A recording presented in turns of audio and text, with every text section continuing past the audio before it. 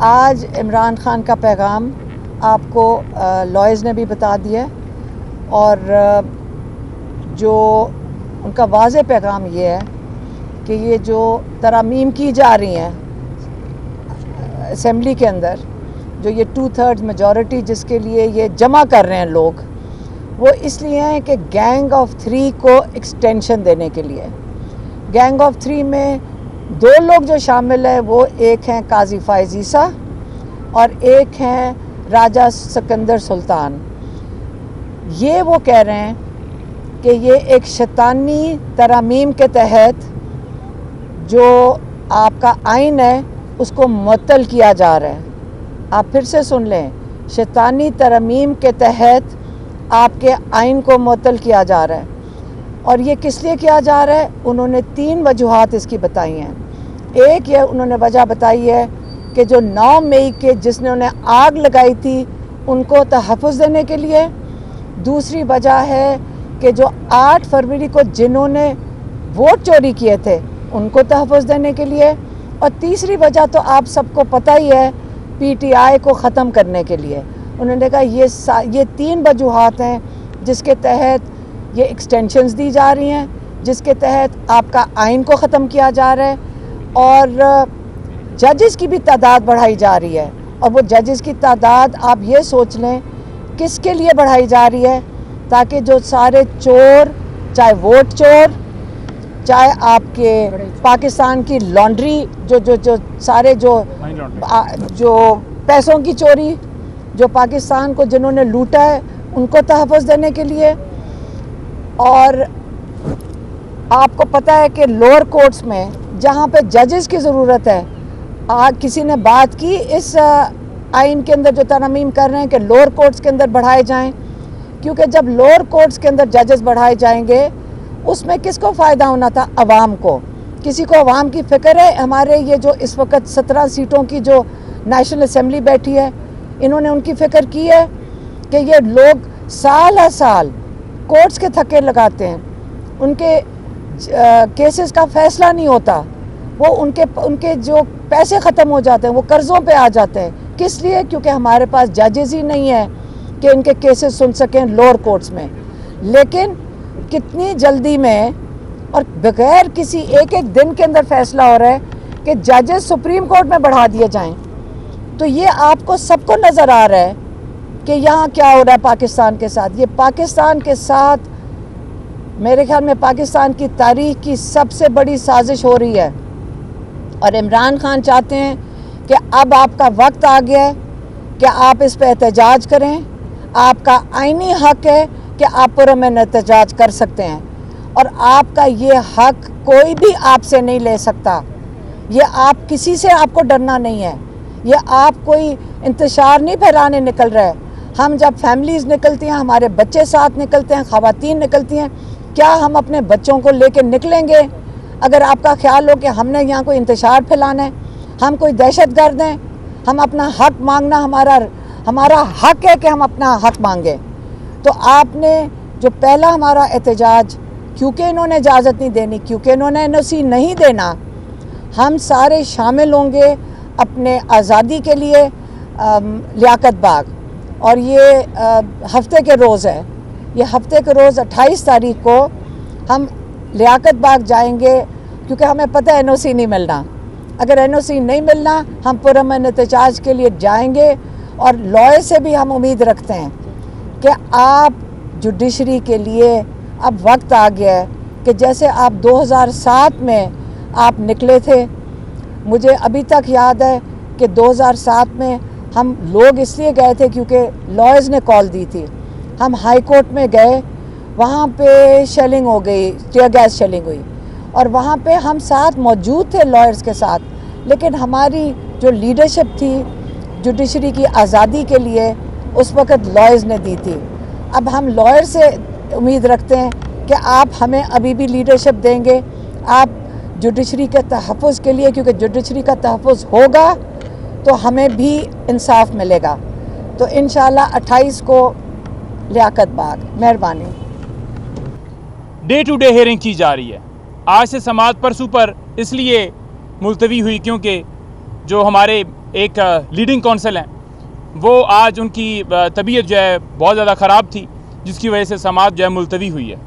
लेकिन ये समाअतें कोई ये नहीं हुआ कि 1 महीने की डेट दी जाए, 2 महीने की दी जाए, या जैसे जरदारी, नवाज शरीफ और उनके केसेस हैं कि बस वो कुन्नज पा दे तो फिर उसके कोई हाल चवाल नहीं है। तो इस वक्त सूरत हाल ये है कि सज़ाएँ देने के लिए ट्रायल जल्दी चलाए जा रहे हैं। जहाँ पर बेल का मामला होता है, फॉर एग्ज़ाम्पल अब तोशा खाना केस जो है वो कल लगा हुआ है, खान साहब और बीबी साहबा की बेल्स के हवाले से उसको लटकाया जाता है।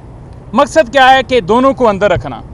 नैब तरमीम के ऊपर सुप्रीम कोर्ट ने फैसला दिया, उस फैसले के बाद ये कहा गया कि इमरान खान सबसे बड़े बेनिफिशरी हैं जी, और इमरान खान के केसेस ख़त्म हो जाएंगे। आप ये देख लें, अलकादर भी चल रहा है और तोशा खाना नैब से हटाकर दूसरी जगह शुरू किया हुआ है।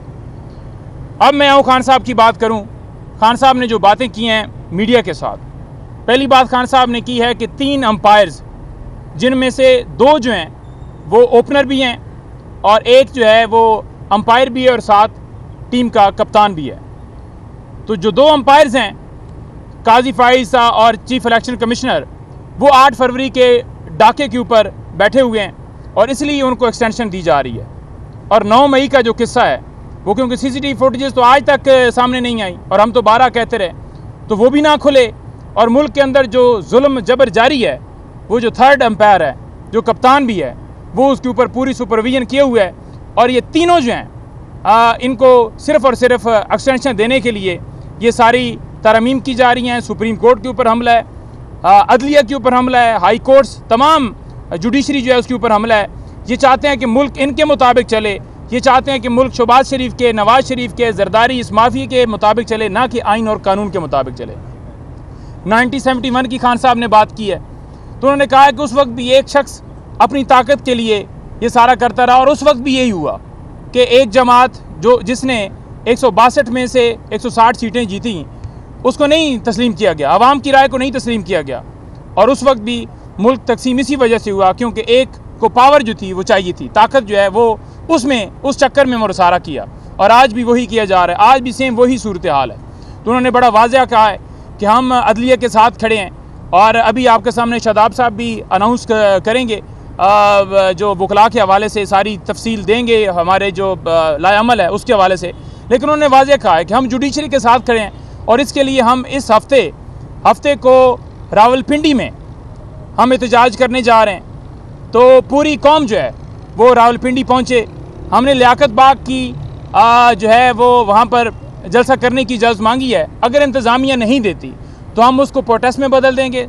तमाम पूरे पाकिस्तान से जितने MPAs, MNAs, ticket holders, stake holders जितने भी हैं, अहदेदारान, तंजीमें, वो तमाम जो हैं इंशाअल्लाह ताला मोबिलाइजेशन करके तमाम के तमाम को खान साहब की हिदायत है कि वो सारे इस्लामाबाद, रावलपिंडी पहुँचें, और अगर इजाज़त नहीं मिलती तो हम उसको प्रोटेस्ट में बदल देंगे। और इसी तरह अगले हफ्ते भी यही हम जो है वो एहतजाज के हवाले से लाएअमल देंगे, डेट्स देंगे, तो अगले हफ्ते भी प्रोटेस्ट होंगे।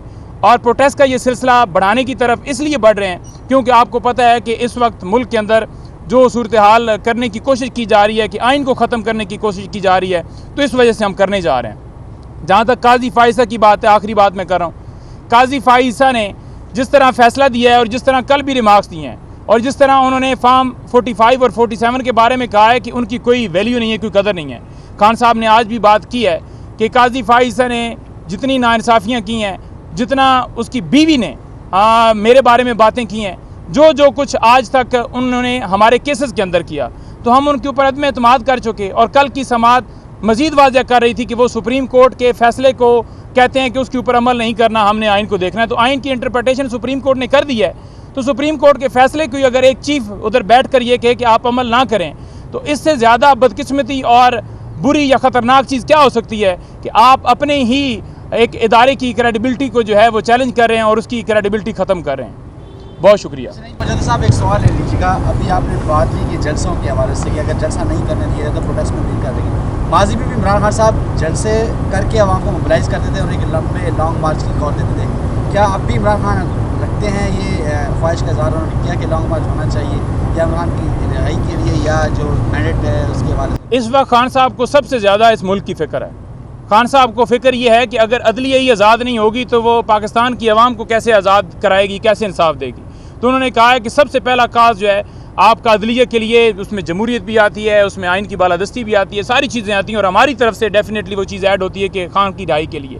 क्योंकि देखें, जब बंदा एक मुखलस, एक ईमानदार आदमी और एक कैपेबल आदमी वो जब बैठेगा एक सीट के ऊपर, तो वो डेफिनेटली मुल्क को अच्छे तरीके से चलाएगा और आगे लेकर जाएगा। और आपने इनका हरशर देख लिया कि इन्होंने तो सारी तरमीम, दुनिया में कहीं पर ऐसा नहीं होता कि कोई पार्लियामेंट हो वो अपने लिए कानून साजी करे, अपने केसेस ख़त्म करवाने के लिए तरामीम करे।